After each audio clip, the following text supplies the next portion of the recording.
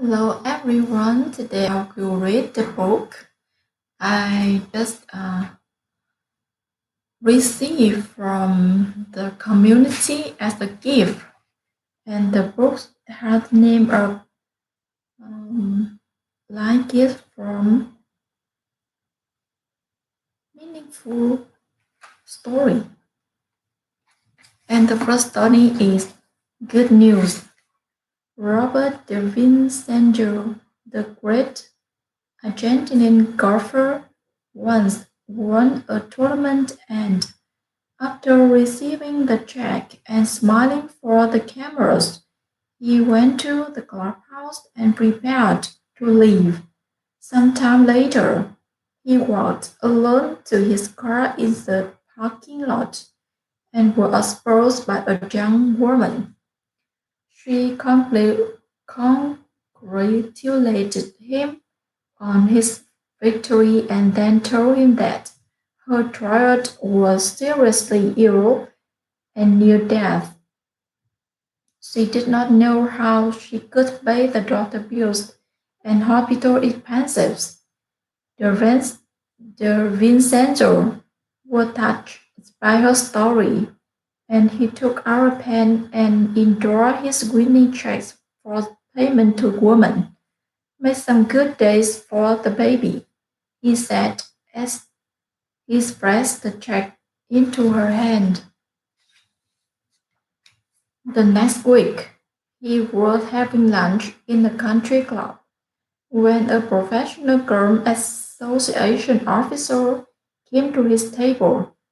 Some of the boys in parking lot last week told me you met a young woman thereafter you won that tournament.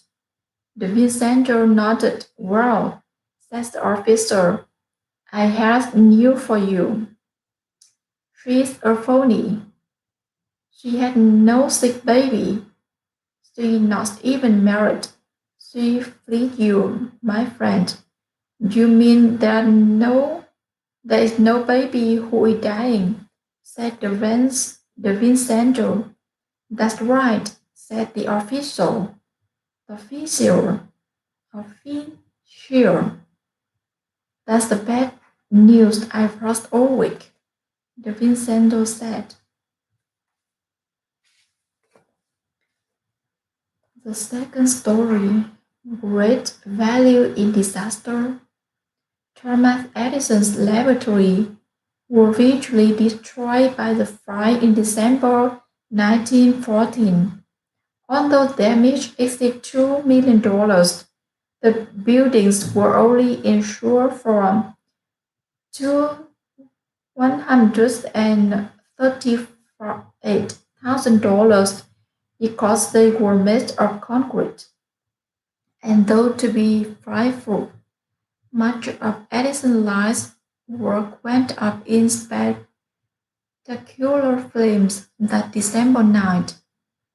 At the height of the fright, Edison's 24-year-old son, Charles, frantically searched for his father among the smoke and debris.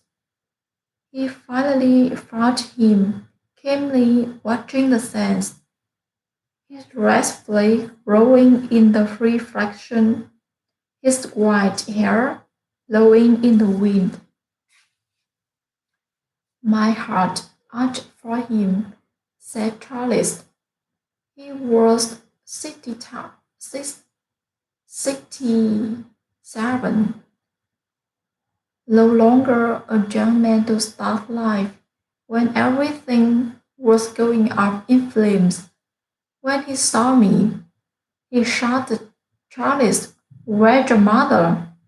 When I told him I didn't know, he said, find her, bring her here. She will never see anything like this as long as she lives. The next morning, Edison looked at the ruins and said, there is great value in disaster. All our mistakes are burned up. Thank God, we can start anew. 3 weeks after the fire, Edison managed to deliver his first photograph.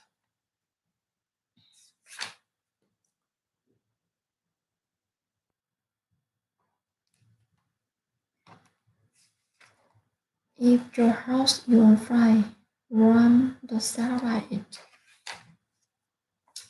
The third story,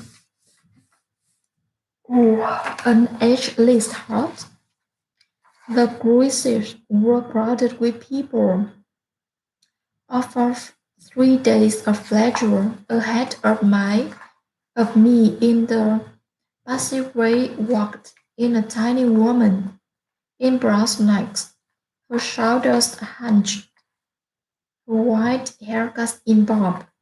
From the ship's intercom came a familiar tone. Begin the bugle, and suddenly a wonderful thing happened. The woman, unaware anyone was behind her, took a quick and graceful dance step, like Sapphire slide, as she reached the door to the dining salon. She reassembled her dignity and stepped sharply through. Younger people often think folks my age are beyond romance, dancing, or dreams. They see us as age has shaped us, come out flagged by wingless, thick waist, and gray hair. They don't see the people who live inside. No one would ever know that I am still the skinny girl who grew up in the lips suburbs of Boston. Inside, I still think of myself as the youngest child in a happy family, headed by a mother of great beauty and a father of unfailing good cheer. And I am still the romantic teenager who lost for love, the young adult who aspires to social respectability, but whom shall I tell? We are all like the woman in the ship passive way, in whom the music still echoes.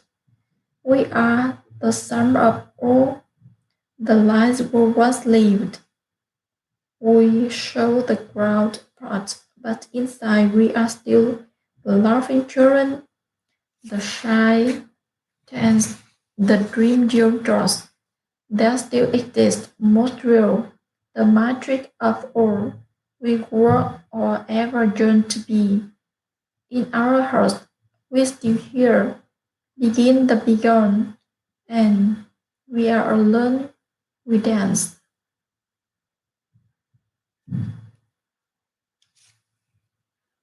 We are alone, we dance.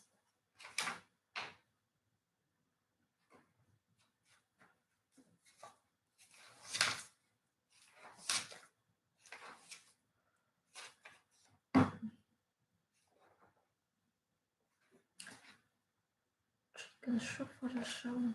Life is a green stone, and whether it grows you down and polishes you up is for you and you alone to decide.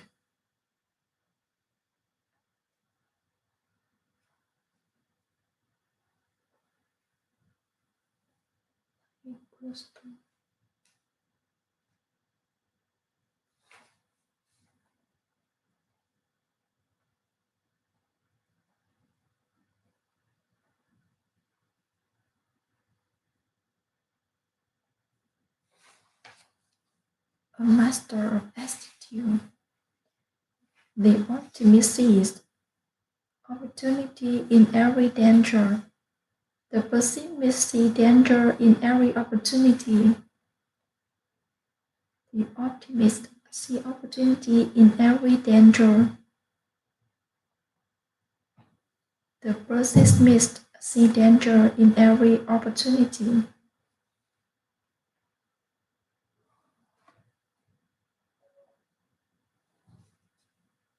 Optimist. Good news. Robert the Vincenzo, the great Argentine golfer, once won a tournament, and after receiving the check and smiling for the camera, he went to the clubhouse and prepared to leave.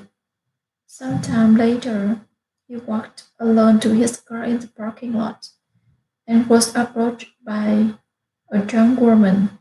She congratulated him on his victory and then told him that her child was seriously ill and near death.